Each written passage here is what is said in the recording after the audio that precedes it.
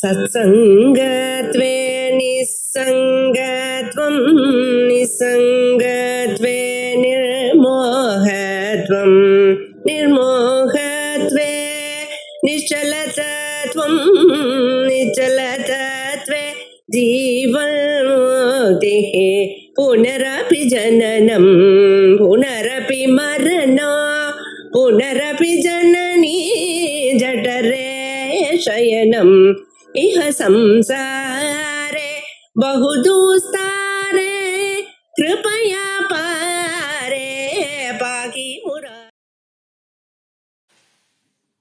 जरा मरण निर्मुक्ताः जरा मरण निर्मुक्ताः सर्वे धर्मस्वभावतः सर्वे धर्मस्वभावतः जरा मरणमिच्छन्तः जरा मरणमिच्छन्तः चवन्ते तन्मनीषया चवन्ते तन्मनीषया।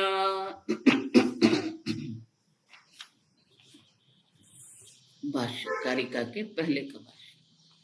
किं विषया पुनः सा प्रकृतिः यस्य अन्यथा भावः वादिभिः कल्प्यते कल्पनायां वा को दोषः इत्याह।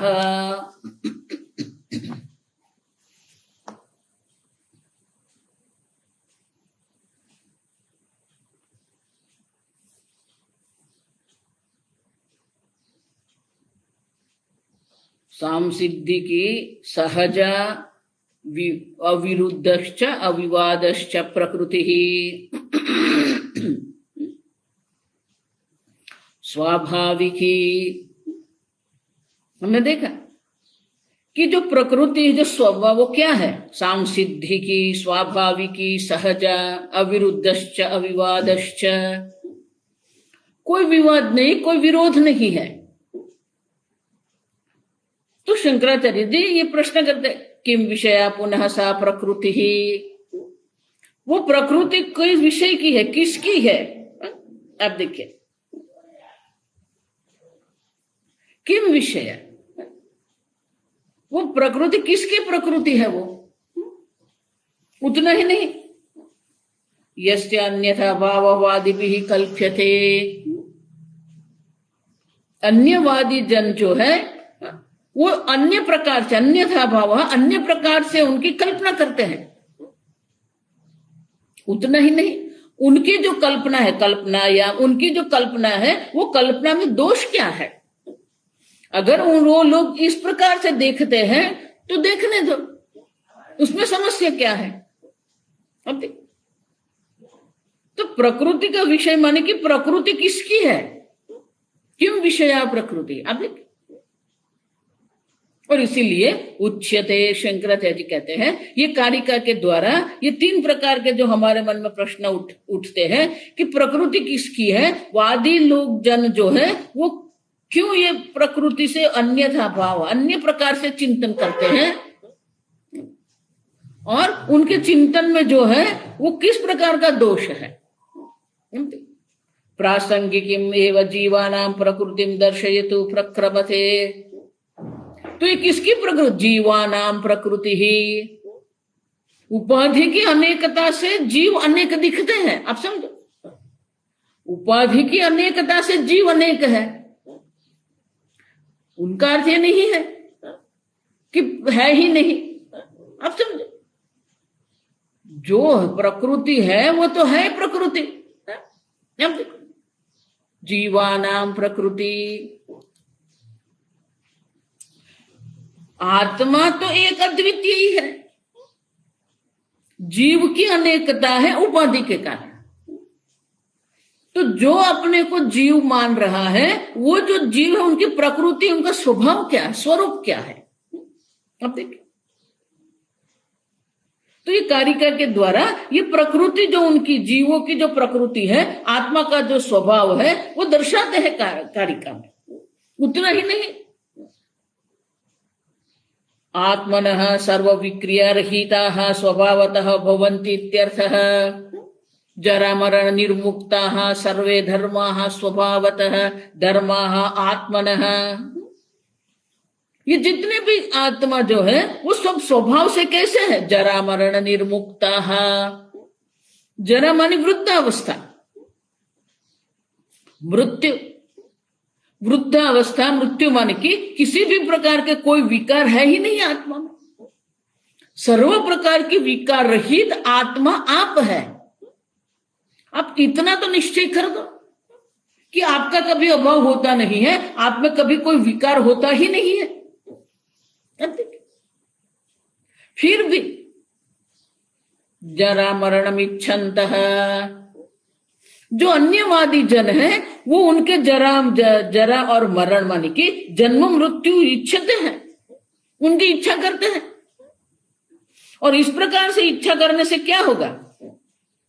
तेषाम उक्त प्रकृति अन्यथा का क्षति ही, तो बोले उनके कारण क्षति क्या होगी? आत्मा जो है वो जन्म मृत्यु रहित है, वृद्धावस्था जरा मरण रहित है, और वो लोग क्या करते हैं? जरा मरण वाला आत्मा बना दिया। अन्यथा भाव माने कि जो आत्मा का स्वभाव है उससे अन्य कुछ ही दर्शा दिया। तो बोले उसमें गलती क्या है? उसमें दोष क्या है? च्यवन्ते तन्मनीषया। अब देखिए उस प्रकार के मनीषया माने कि उस प्रकार से चिंतन करने के कारण क्या होता है? सर्व विक्रिया शून्य स्वात्मनि विक्रिया कल्पनायाम। सर्व विक्रिया रहित आत्मा होने पर भी अगर उनके ऊपर विक्रिया का अध्यारोप कल्पना करते हैं हम, तो कल्पना करने से क्या होगा? स्वभाव हानि ही स्यात्। अब देखो इसलिए मैं कहती हूं उपनिषद कुछ कहते हैं ऐसा नहीं है। आपने ही अपने ऊपर जन्म मृत्यु का अध्यारोप करके रखा है। आपने ही अपने ऊपर मनुष्यत्व शरीर देह आदि का अध्यारोप करके रखा है। और इसके कारण क्या होते हैं? तन मनीषया। तन मनीषा मन की इस प्रकार के चिंतन के कारण, मनीषा मानी चिंतन विचार बुद्धि, इस प्रकार के चिंतन के कारण क्या होता है? च्यवन्ति थे, च्यवन्ति उनका नाश हो जाता है। वो अपने स्वभाव से उनका च्यवन पतन हो जाता है। और इसीलिए शंकराचार्य जी भाष्य पढ़ेंगे। जरा मरणादि सर्व विक्रिया वर्जिताः इत्यर्थः के सर्वे धर्माः सर्वे आत्मानः इति एतत् स्वभावतः प्रकृतितः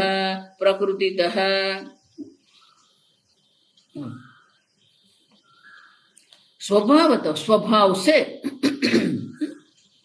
सर्वे धर्माः आत्मनः। ये जो आत्मा जो है जरा मरणादि सर्व विक्रिया वर्जिता, सर्व प्रकार के विक्रिया रहित आत्मा है। स्वभाव से ही जन्म मृत्यु रहित आप है। स्वभाव से ही आप अविक्रिय हैं। गीता में भी भगवान यही कह रहे हैं। कब देखो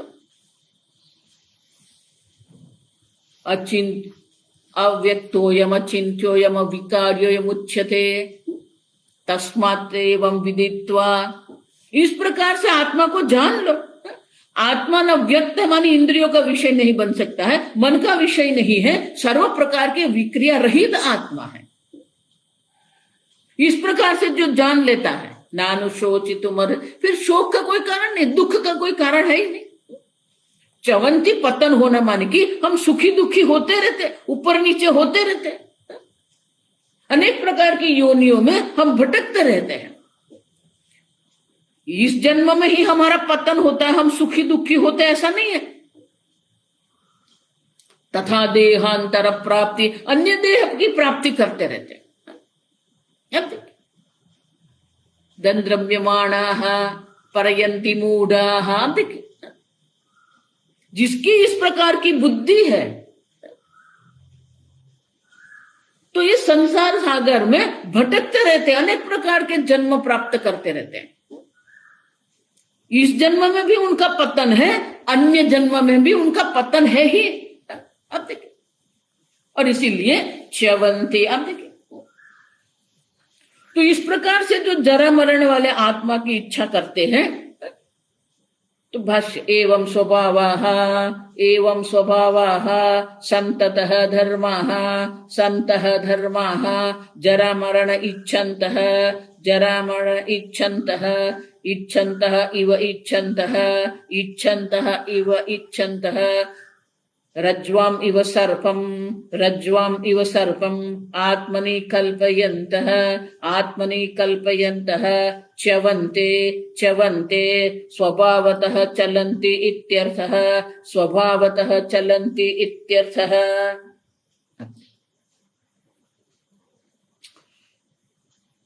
एवं स्वभावः सन्तः धर्माः, सर्व आत्मा इस प्रकार के स्वरूप का ही है, फिर भी जरा मरणम इच्छन्तः, फिर भी वो लोग आत्मा में जरा मरण की इच्छा कर रहे हैं। इच्छन्तः इव इच्छन्तः, अब देखिए ये बहुत सुंदर है। विक्रिया रहित होने पर भी वो आत्मा में इनकी इच्छा कर रहे हैं, तो बोले सही में कर रहे हैं। अब देखिए, इच्छन्तः इव इच्छन्तः,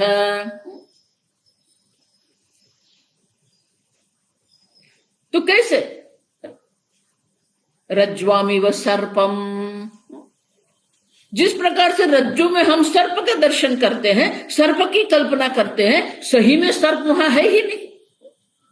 अब देखिए, फिर भी सर्प का दर्शन करते हैं, सर्प से भयभीत हो जाते हैं।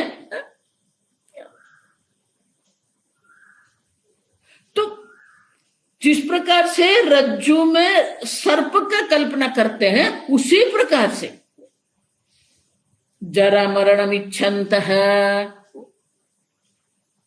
जिस प्रकार से रज्जु में सर्प न होते हुए भी रज्जु में सर्प के दर्शन करते हैं, उसी प्रकार से जरा मरण रहित होते हुए भी वो जरा मरण वाले इच्छा करते हैं।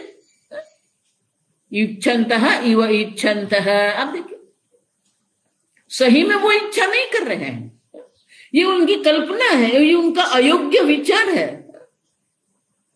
और इसलिए क्या कर च्यवन्ते तन्मनीषया। अब देखिए, आत्मा सही में विकार वाला बन जाएगा, जरा मरण वाला बन जाएगा, ऐसा नहीं है, उनकी कल्पना में है। सर्प पर कितनी भी आप, रज्जु पर आप कितने भी कल्पना कर लो, रज्जु रज्जु ही रहेगा। अब देखिए, तो उनका जो पतन भी जो हो रहा है, वो किस प्रकार से पतन हो रहा है? च्यवन्ते तन्मनीष, उनके चिंतन में पतन है। आप समझो, ये उनका चिंतन अयोग्य है। आप देखिए, पूज्य स्वामी जी इसलिए बहुत सुंदर कहते थे, ये जगत हमारी समस्या नहीं है, ये देह हमारी समस्या नहीं है, ये प्रारब्ध हमारी समस्या नहीं है। आप समझो, ये wrong thinking is a problem. अयोग्य विचार जो हम कर रहे हैं, जिसको हम भ्रांति कहते हैं, रज्जु पर जिस प्रकार से सर्प की भ्रांति करते हैं, उसी प्रकार से आत्मा पर हमने ये सब भ्रांति, ये कल्पना करके रखी है।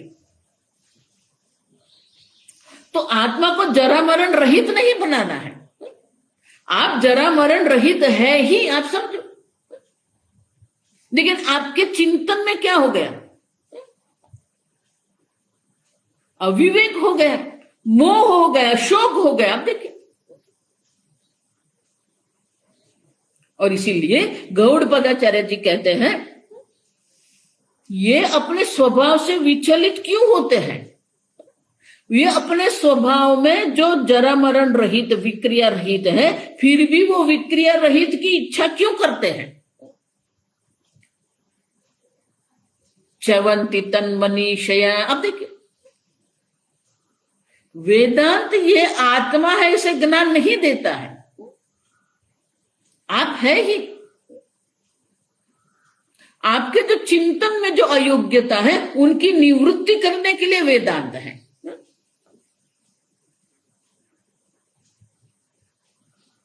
करेक्शन, अब देखो, वेदांत इज करेक्टिंग योर थिंकिंग।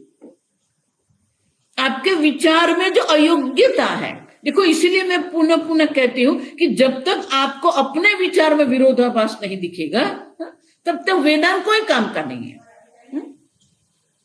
अब समझो, वेदांत आपकी बुद्धि में जो अयोग्य चिंतन है उनको योग्य बनाने के लिए उपदेश करते हैं।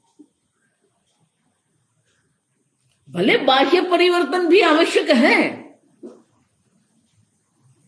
जो बाह्य परिवर्तन की आवश्यकता है वो इतना ही है कि वो हमारे चिंतन के अनुकूल हो, शास्त्र श्रवण के लिए अनुकूल हो। लेकिन बाह्य अनुकूलता होने से कुछ नहीं होता है। अब सब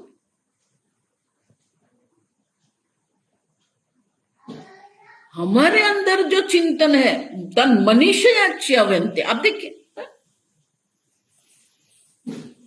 हमारा जो चिंतन है जन्म मृत्यु वाला, मैं हूं, मैं देह हूं, मैं मनुष्य हूं, मैं स्त्री हूं, मैं पुरुष हूं, आप देखिए ये जो मनीषा हमारी बुद्धि, जो देहात्म बुद्धि करके जो हम बैठे हैं, वो तन मनीषा, वो चिंतन के कारण ही हमारा पतन हो रहा है। अन्य कोई हमें सुखी दुखी करने वाला नहीं है। हमारा अयोग्य चिंतन ही हमें दुखी कर रहा है। हमारा अयोग्य चिंतन के कारण ही जो जन्म मृत्यु रहित है वो जन्म मरण वाला जीव बन के बैठ गया है।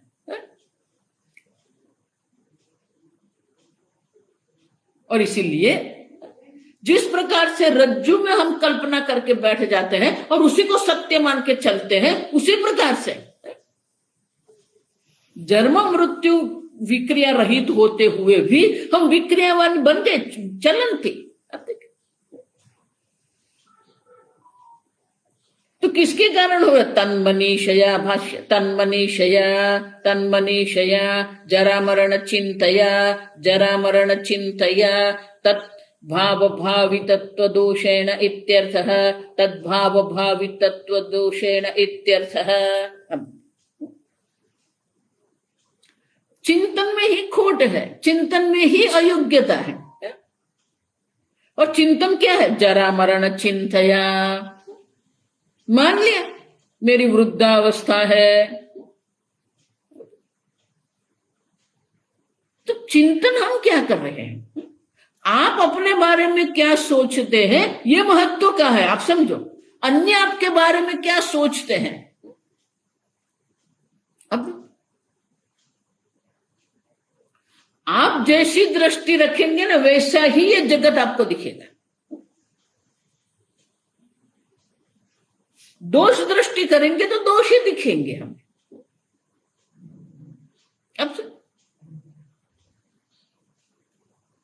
अब एक बहुत सुंदर वाक्य है, आप देखिए ये वाक्य, adversity brings the chance for success. अब देखिए, प्रत्येक प्रतिकूलता में तक भी रहती है,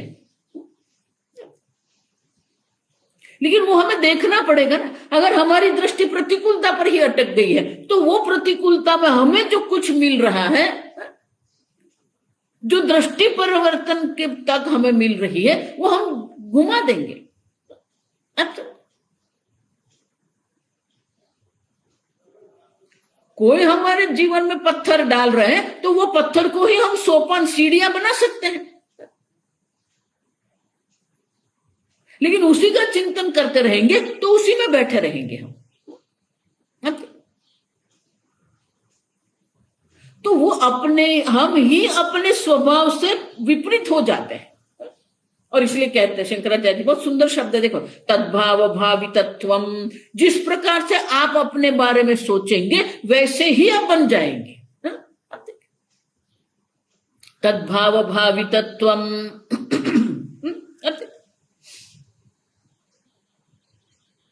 मैं मनुष्य हूं।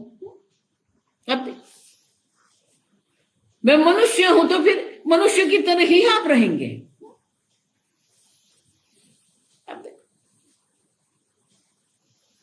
अयोग्य विचार है तो जीवन में अयोग्यता ही रहेगी।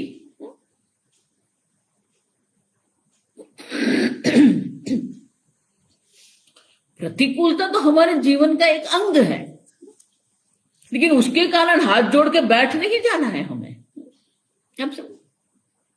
लेकिन अगर उसी को हमने मैं जरा मरण वाला विक्रिया वाला हूं एक बार निर्णय कर दिया, फिर वही में हम बैठे रहेंगे। अब देखो इसीलिए अधिकतर लोग जो है उन्होंने ये स्वीकार कर लिया है, मैं मनुष्य हूं, मैं देह हूं, मैं जन्म मृत्यु वाला हूं, मैं सुखी दुखी हूं, ये हमने स्वीकार करके रखा है। अब देखिए गौड़पादाचार्य जो कहते हैं वो क्या है, च्यवंती तन मनीषा, उस प्रकार के चिंतन के कारण, उस प्रकार के निश्चय के कारण हम जीवन में हमारा पतन होता है। अब देखिए स्वभाव से ही हमारा पतन हो जाएगा। अब देखिए हमारा मूलभूत जो स्वभाव है उसी से हमारा पतन हो गया। फिर जीवन में जो होगा वो अनुकूलता कहां से आएगी आपको? आप समझो, देखो ये रामायण भी यही है। आप समझो हमारी दृष्टि से हम कहते हैं राम को 14 वर्ष वनवास करना पड़ा। राम जी वो नहीं देखते थे। राम जी की दृष्टि क्या थी? वो ऐसे दुखी नहीं हो गए थे कई कई ने मुझे 14 वर्ष तक वन में भेज दिया तापसी बनने के। नहीं, सीता माता ऐसा नहीं सोचती थी। हम क्या क्या सोचते हैं? लक्ष्मण की भी वही सोच थी कि मां कई के कारण मेरे पिता समान श्री राम भगवान और माता सीता को ये दुख प्रतिकूलता का सामना करना पड़ता है। लेकिन 14 वर्ष तक भगवान राम और माता सीता दुखी नहीं थे। अब समझो ये कोई कथाकार बोलेगा हाँ देखो कोई ने क्या कर दिया। अरे भगवान राम कैसे देखते हैं? भगवान के राम की दृष्टि में कई दोषी है नहीं है। अब समझो क्या भगवान राम वनवास अवस्था में क्या दुखी थे? वहां पर नहीं, उनको प्रतिकूलता से कोई विरोध था क्या? नहीं। लोग ऐसे उल्टी प्रकार से कथा करते हैं, लोगों के मन में भी एक प्रकार से राग द्वेष उत्पन्न कर, कथा के द्वारा शास्त्र के द्वारा हमारा राग द्वेष हमें अल्पित करना है, कम करना है, तो बढ़ाते। किसने कहा 14 वर्ष वनवास जो है वो भगवान राम के लिए प्रतिकूल था? आपको किसने कहा? अब देखिए अवतार कार्य की दृष्टि से 14 वर्ष वन में जाना आवश्यक था। 14 वर्ष तक ये राज्याभिषेक आवश्यक नहीं था। 14 वर्ष वन में रहना ये तो उनकी अवतार कार्य की आवश्यकता थी। लेकिन हम ऐसे सब दर्शाते भगवान कैसे दुखी होते थे। भगवान दुखी नहीं होते थे। अब हम लोगों ने हमारे मन में बना के बैठा दिया है। अच्छा सीता माता ने एक बार भी फरियाद नहीं की है। किसी के प्रति भी कोई दोष भाव नहीं रहेगा, किसी के प्रति भी कोई द्वेष भाव सीता माता के मन में नहीं था। अब समझो तो च्यवंती तन मनीषया। अब देखिए आपका एक निश्चय अयोग्य होगा तो संपूर्ण जीवन में आप पतन की ओर जाएंगे।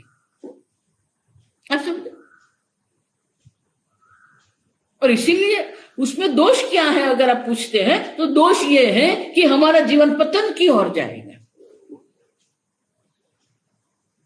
आत्मा भी विकारवान बन जाएगा और हमारा जीवन भी क्या हो जाएगा। आप देखिए, अयोग्य दृष्टि करके बैठे हैं हम,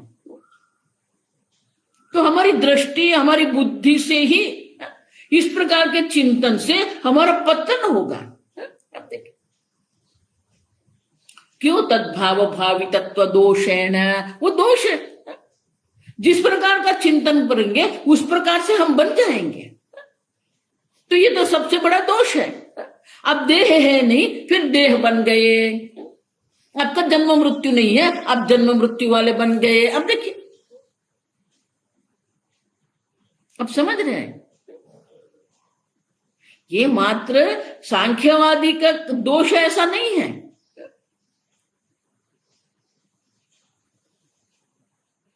अब देखिए,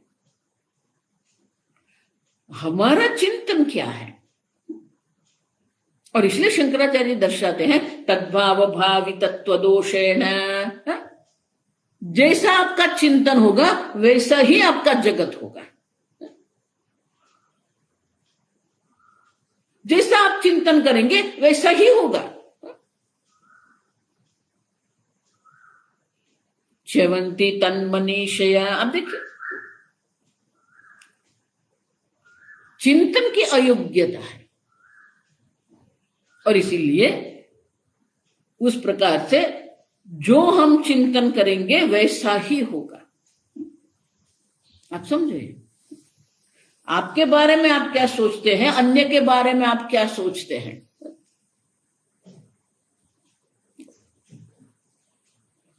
अन्य व्यक्ति आपके जीवन में अगर कोई प्रतिकूलता है तो वो प्रतिकूलता के लिए वो निमित्त है। लेकिन वो प्रतिकूलता में सुखी दुखी होना कि नहीं होना ये आपके हाथ में है।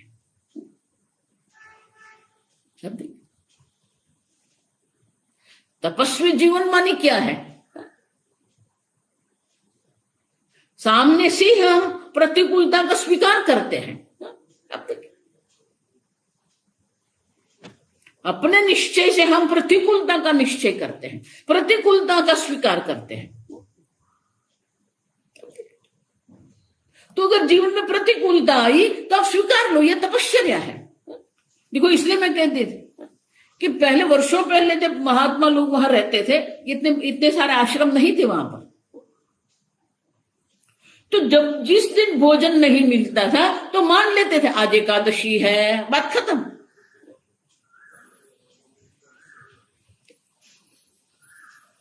और इसीलिए जिस प्रकार का तद्भाव भावी तत्व दोषेण, जिस प्रकार का आपका चिंतन होगा वही प्रकार से आप बन जाएंगे। यही दोष है उनके चिंतन में।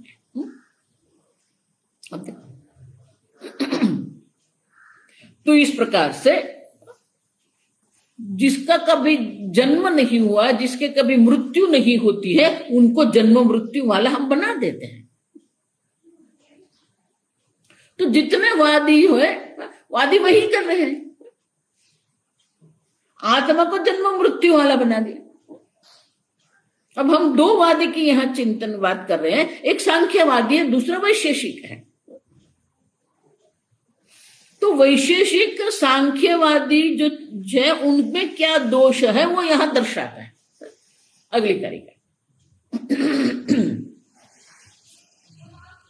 भाष्य पहले, कथम कथम सज्जातिवादिभिः सांख्यैः अनुपपन्नम उच्यते इति आह वैशेषिकः। शंकराचार्य कहते हैं ये जो सांख्यवादी है, जो सत्कार्यवादी है, सज्जन्म मानी सही में जन्म वो मानता है। सज्जन्म मानी जो पहले था और अब उनका जन्म हुआ, सत्कार्यवादी। उनमें क्या अनुपपन्नम मानी कि जो तर्क विरुद्ध है वो वैशेषिक हमें दर्शाता है। तो वैशेषिक हमें ये कारिका में दर्शाता है क्या? कारणम यस्य वैकार्यम कारणं यस्य वै कार्यं कारणं तस्य जायते कारणं तस्य जायते जायमानं कथम् अजं जायमानं कथम् अजं भिन्नं नित्यं कथं च तत् भिन्नं नित्यं कथं च तत्। अब वैशेषिक दर्शाता है, आप देखिए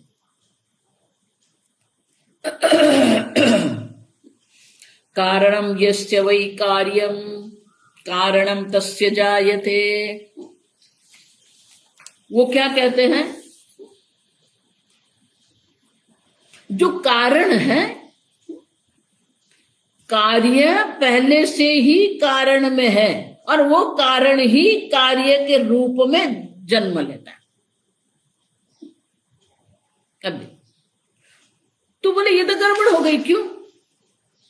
आप जिसको कारण कहते हैं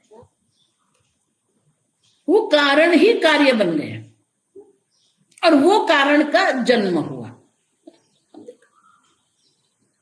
कारण कारण होता है, कार्य कार्य होता है। तो उनका कारण जो है कारणम यस्य वै कार्यम, उनका कारण ही स्वयं कार्य बन गया और वही कारण का जन्म हो गया। उतना ही नहीं, फिर वो स्वयं कहते हैं जायमानम च तत् अजम। लेकिन वो जो कारण जो है वो तो अज है, जन्म रहित है। तो आप कारण के जन्म को स्वीकारते हैं और फिर कहते हैं कि वो जन्म रहित है। अब देखिए भिन्नम नित्यम कथम च तत्, तो फिर वो न तो नित्य न तो अज हो जाएगा। जन्म रहित नित्य नहीं हो रहा होगा, क्यों? क्योंकि आप ही कह रहे हैं उसका जन्म हुआ। आप देखिए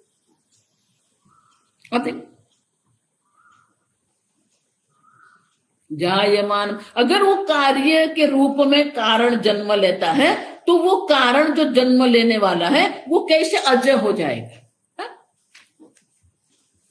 और नित्यम कथम च तत्, और वो नित्य कैसे होगा? जिसका जन्म होता है वो अनित्य होता है, क्योंकि जन्म के पहले वो नहीं होता है। अब देखिए, तो ये तो बिल्कुल प्रकृति के विरुद्ध बोल रहे हैं आप। अब सुन, और इसीलिए शंकराचार्य जी स्वयं कहते हैं कारणं मृद्वत मृद्वत उपादान लक्षणं यस्य वादिनः वैकार्यं कारणमेव कार्याकारेण परिणमते यस्य वादिनः इत्यर्थः तस्य अजमेव सत्प्रधानादि कारणं महदादिकार्यरूपेण जायते इत्यर्थः। सांख्यवादी क्या कहता है? हम पिछले प्रकरण में देख थे। सांख्यवादी कहते हैं कि प्रधान एक है, प्रकृति एक है, पुरुष अनेक है। अब देखिए, अब वो जो प्रधान जो है वो क्या है? अज। अब देखिए, प्रधान की उत्पत्ति नहीं हुई है,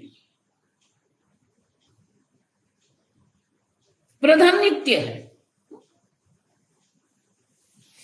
और वो प्रधान जो है वो उपादान कारण है ये जगत बनने के लिए। तो जगत कार्य है, प्रधान जो है कारण है। अब समझो ठीक से। अब वो प्रधान जो उपादान कारण जो है, द्रव्य कारण जो है, वही ये कार्य के रूप में अभिव्यक्त होता है। कारणमेव कार्याकारेण परिणमते, प्रधान ही प्रधान में जब साम्यता होती है तब अव्यक्त रहता है। जब विषमता आ जाती है तो प्रधान ये कार्य के रूप में अभिव्यक्त होता है।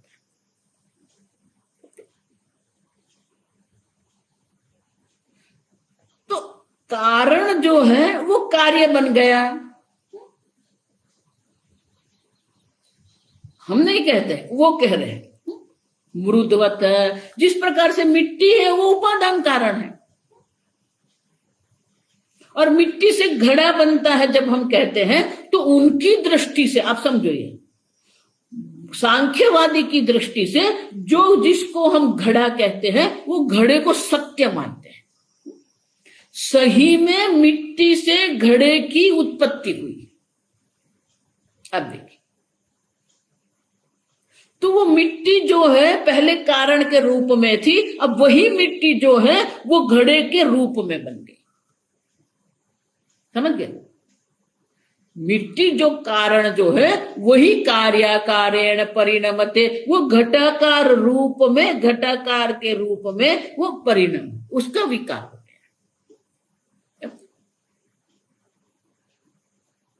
तो वो ये सोचते हैं कि मिट्टी और घड़ा दो बात है, और मिट्टी से घड़े की उत्पत्ति हुई, और वो घड़ा कहां से बना? मिट्टी स्वयं घड़ा बन गई।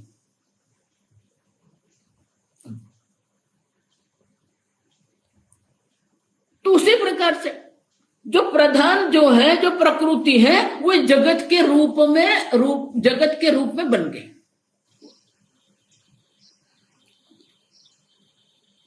तो एक और आप कह रहे हैं कि आपका प्रधान अज है, नित्य है, और फिर कहते हैं कि ये विकारी जगत के रूप में वो विकार हो गया उनका, और इसीलिए उनमें प्रश्न उठता है, कथम जायमानम अजम भिन्नम। अब जो अज है, जो नित्य है, वो भिन्न माने कि अनेक कैसे बन गया? एक प्रधान है, अज है, नित्य है, वो अनेक जगत के नाम रूप की दृष्टि से अनेक कैसे बन गया? भिन्न माने भेद दृष्टि। आप देखिए भाष्य, तस्य अजमेव, तस्य पढ़ गए, तस्य अजम एव सत्प्रधानादि कारण महदादि कार्य रूपेण जायते। अब प्रकृति जो है प्रधान, उसी से महत की उत्पत्ति होती है, महत से अहं तत्व, महत तत्व से अहं तत्व की उत्पत्ति होती है, अहं तत्व से ये पंच महाभूत की उत्पत्ति होती है। अब देखिए, अब तो प्रधान जो है वो कारण है, महदादि हो जो है वो कार्य है। महदादि जो है, महत्त्व जो है वो प्रधान का कार्य है, और अहं तत्व का कारण है। अहं तत्व जो है वो महत्त्व का कारण है, कार्य है, और पंचमहाभूत का कार्य कारण है।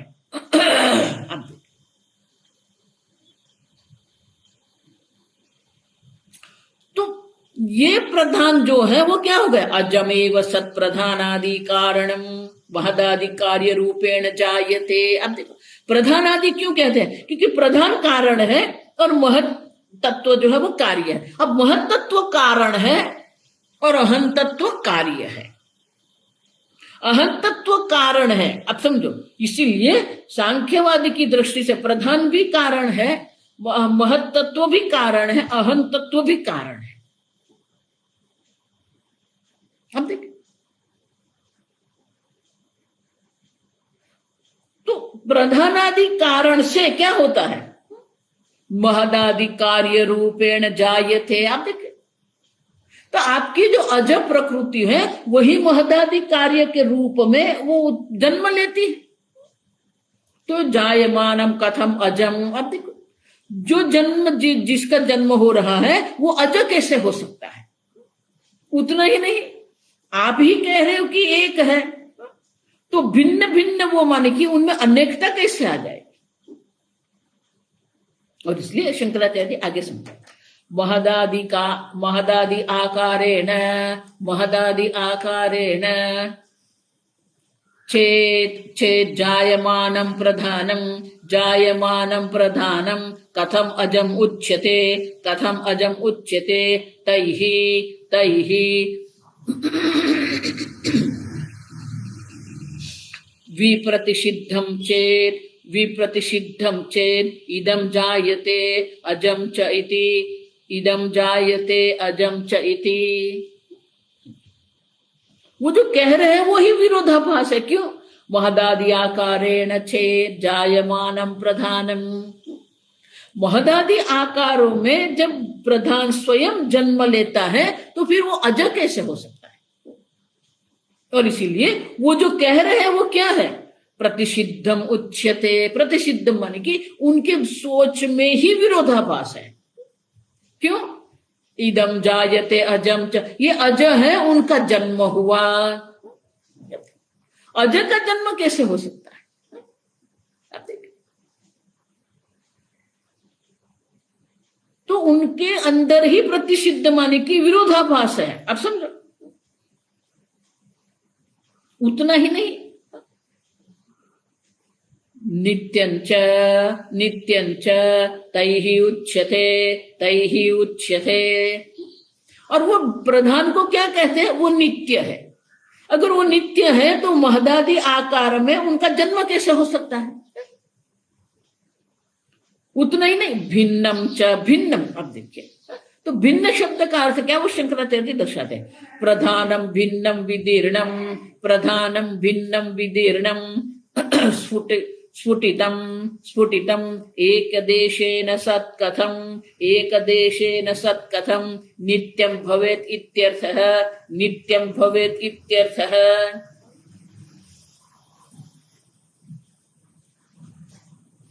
प्रधानम भिन्नम विदीर्णम स्फुटितम।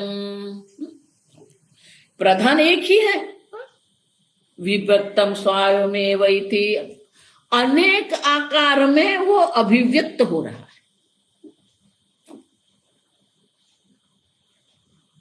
एक देशेन सत्कथम नित्यम भवेत्। अब देखो, अगर विदीर्ण मानी कि अनेक आकार के रूप में वो अगर दिख रहा है, अनेक आकार में परिणाम उनका हो रहा है, तो वो नित्य कैसे हो सकता है? जो नित्य होता है वो तो निर्विकारी होता है। ये तो आकार में परिणाम उनका होता है, विकार हो रहा है। और इसीलिए एक ही स्थान पर ये नित्य भी है और महदादि आकार रूप में भी है, ऐसा हम नहीं कह सकते। और इसीलिए ये संपूर्ण जगत के रूप में महदादि आकार में जो अभिव्यक्त हो रहा है प्रधान जो है, आप देखिए, वो तो नित्य है ही नहीं, अनित्य है।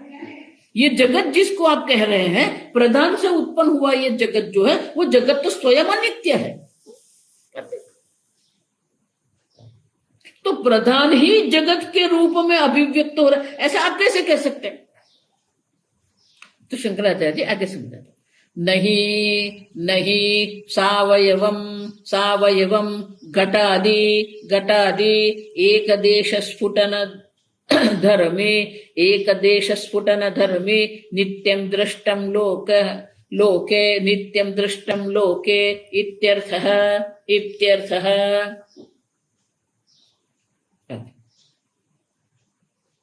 तो शंकराचार्य जी दृष्टांत देते हैं। सावयम घटादि, घट जो है वो लोग क्या कहते हैं? मिट्टी जो है वो घड़ा बन गई। तो मिट्टी जब घड़ा बन गई तो क्या होगा? एक देश स्फुटन धर्मी। एक देश स्फुटन माने कि कभी न कभी वो टूटेगा। घड़ा जो है कभी न कभी तो वो टूटेगा ही टूटेगा। तो फिर वो नित्य कैसे होगा? जो मिट्टी घड़े के रूप में बन गई है, अब घड़ा टूट जाएगा तो मिट्टी जिसको आप कहे वो नित्य नहीं हो सकती। नित्यम दृष्टम न लोके इत्यर्थ। तो आपका प्रधान अगर ये जगदा रूप में महदादि रूप में बन गया है तो फिर वो नित्य नहीं हो सकता है, क्योंकि कभी न कभी उनका टूटना तो है ही।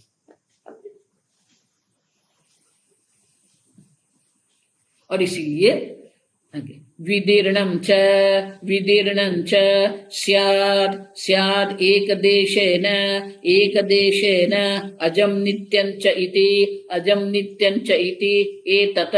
एतत्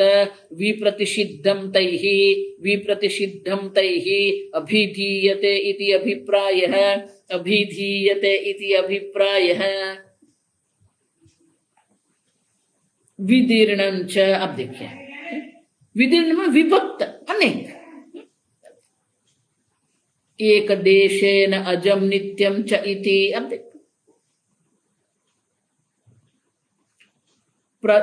देखो उनका आरंभ कहां से होता है? प्रधान एक है, अज है, नित्य है। वो प्रधान ही महदाद का रूप से अनेक बन गए। तो क्या होगा? एतत् प्रतिषिद्धम तैहि अभिधीयते, उनके द्वारा जो कहा गया है अभिधीयते, वो जो कह रहे हैं वो क्या है? वो विप्रतिषिद्धम, विरोधाभास है उसमें। तो जिसके उत्पत्ति हुई है वो अज नित्य नहीं हो सकता है, लेकिन वही तो वो कह रहे हैं। और इसीलिए जो सांख्यवादी जो है वो क्या है? सांख्य स्मृति विरुद्धम अनुमानम इत्याख्यन। क्या बोले?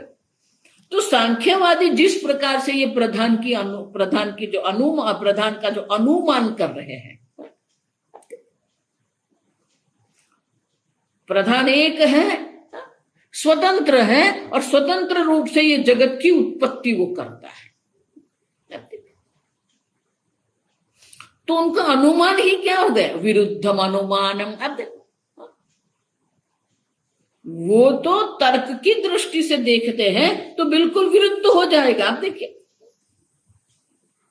क्योंकि वही कहते हैं कि प्रधान एक है, अब वही प्रधान जो है अनेक बन गया। वो प्रधान अज है, लेकिन वही प्रधान है महदादि के रूप में उनका जन्म हुआ।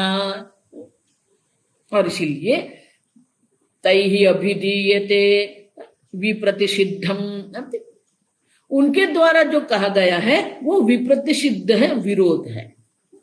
अब देखिए तो मैंने ये विरोध कैसे हो गया? तो आगे की कारिका में स्पष्टता करते हैं। भाष्य उक्तस्य एव अर्थस्य स्पष्टीकरणार्थम आह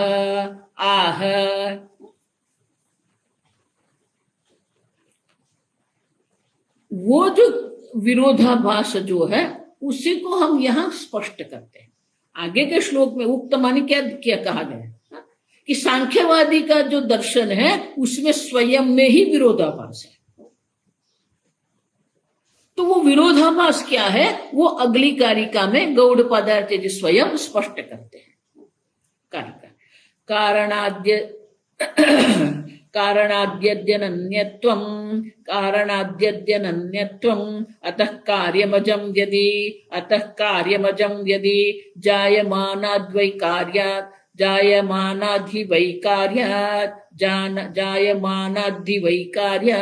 कारणं ते कथं ध्रुवम्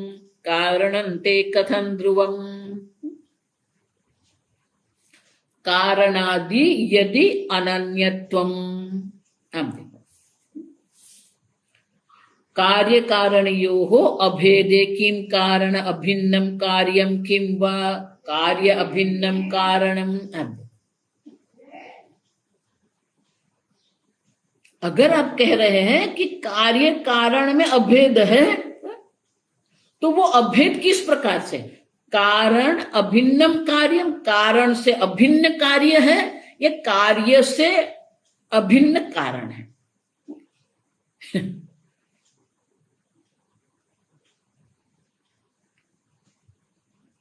कार्य कारण से अभिन्न है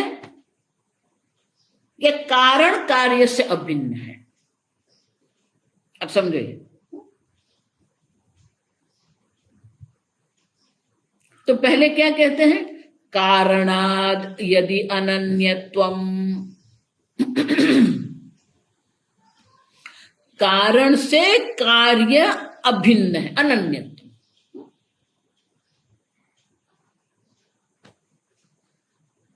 समझ रहे हो?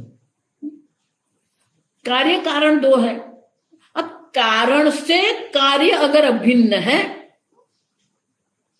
तो जो कारण का जो स्वरूप है वो भी कार्य कर रहे हैं, क्योंकि कारण से अभिन्न है वो। तो कारण अज है तो कार्य भी क्या हो जाएगा? अज हो जाएगा। समझ रहे हो?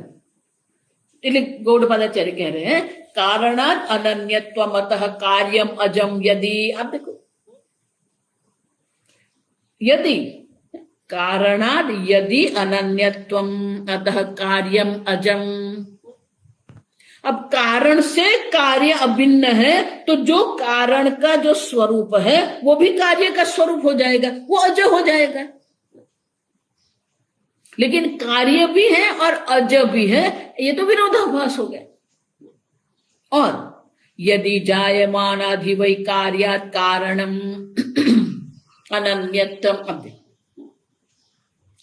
अगर उत्पन्न होते हुए कार्य से कारण अनन्य अभिन्न है, कथम ध्रुवम कारणम। अब देखो, तो फिर कारण जो है वो कारण की नित्यता कैसे होगी, उनकी निश्चलता कैसे होगी? क्योंकि कार्य तो विकारी है तो आपका कारण भी विकारी बन जाएगा। कार्य अनित्य है तो कारण भी अनित्य हो जाएगा। अब देखो ऐसा क्यों कहते हैं? ये दो अलग है, आप समझो। कारण से कार्य अभिन्न है तो कारण के गुण कार्य में होना चाहिए, और कारण अज है तो कार्य भी अज हो जाएगा। अगर कारण से कार्य अभिन्न है तो कार्य अज हो जाएगा, लेकिन कार्य से कारण अभिन्न है तो कार्य का जो रूप है वही कारण का रूप। तो फिर कार्य अनित्य है, विकारी है, तो आपका कारण भी विकारी बन जाएगा। शंकराचार्य जी समझाते हैं। भाष्य कारणात् अजात् कार्यस्य यदि अनन्यत्वम् इष्टं त्वया ततः कार्यम् अजम् इति प्राप्तम् इदं च अन्यत विप्रतिषिद्धं कार्यम् अजं च इति तव। कारण से कार्य अगर अनन्य है, ये आपके लिए इष्टम त्वया, अगर ये आपके लिए इच्छनीय है तो आपका कार्य अज बन जाएगा। इदम च अन्यत विप्रतिषिद्धम, ये भी एक प्रकार से विप्रतिषिद्ध विरोधाभास ही है। आप देखिए, उतना ही नहीं, किंच अन्यत् कार्य कारणयोः अनन्यत्वे जायमानाद्धि वै कार्यात् कारणम्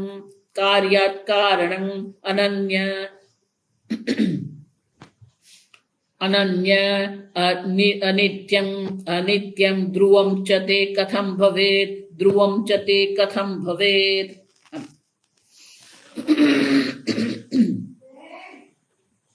अन्यत् कार्य कारणयोः अनन्यत्वे, अन्यत् कार्य कारणयोः अनन्यत्वे, कार्य से कारण अनन्य है तो क्या होगा? जायमानाद् विवेकार्यात्, जायमानात् उत्पन्न होते हुए कार्य से कारण अगर अनन्य है तो क्या होगा? अनित्यत्वं ध्रुवं च ते कथं भवेत्। अनित्य कार्य है तो अनित्य कार्य के कारण वो ध्रुव कथम, वो निश्चल कैसे होगा? निर्विकारी कैसे हो सकता है? एक ही स्थान पर जन्म भी है और नित्यत्व भी है, विकार भी है और निश्चलता भी है। एक स्थान पर तो नहीं हो सकता है। तो शंकराचार्य जी उनके लिए दृष्टांत देते हैं। नहीं नहीं कुक्कुटया कुक्कुटया एकदेशः एकदेशः पच्यते पच्यते एकदेशः एकदेशः प्रसवाय कल्प्यते प्रसवाय कल्प्यते।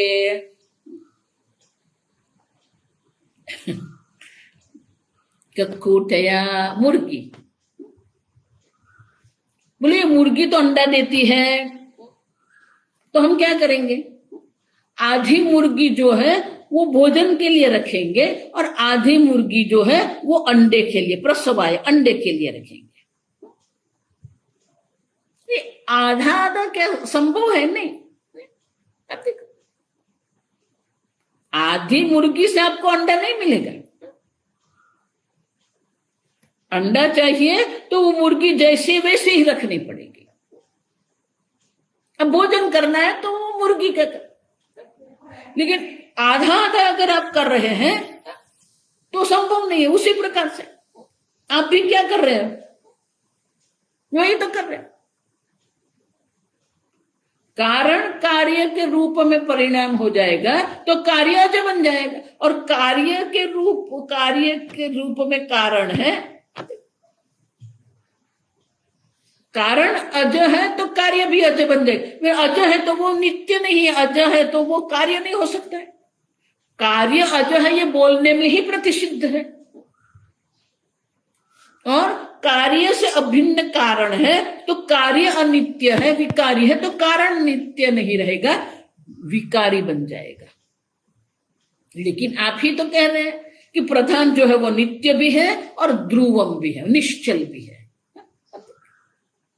और इसीलिए दोनों ओर से आप देखेंगे, अगर कारण से कार्य अनन्य है तो वो कार्य नहीं रहेगा, अज बन जाएगा। और कार्य से कारण अभिन्न है तो वो कारण ध्रुव नित्य अज नहीं रहेगा। और इसीलिए दोनों ओर से देखते हैं तो दोनों ओर से यहां जो हमें दिख रहा है विप्रतिषिद्धमेव, ये तो विप्रतिषिद्ध है, विरोधाभास है। और इसीलिए ये विरोधाभास उनके चिंतन में, उनके विचार में। और इसीलिए प्रधान एक है लेकिन वो अनेक बन सकता है, फिर भी वो अज और नित्य। ये आप जो कह रहे हैं, आपने जो ये प्रधान पुरुष की जो कल्पना करके रखी है वो विरोधाभास है। आगे हम कर देंगे। ओम असतो मा सद्गमय तमसो मा ज्योतिर्गमय मृत्योर्मा अमृतंगमय। ओम पूर्णमदः पूर्णमिदं पूर्णात् पूर्णमुदच्यते पूर्णस्य पूर्णमादाय पूर्णमेवावशिष्यते। ओम शांति शांति शांति। हरि ओम। श्री गुरुभ्यो नमः। हरि ओम। हरि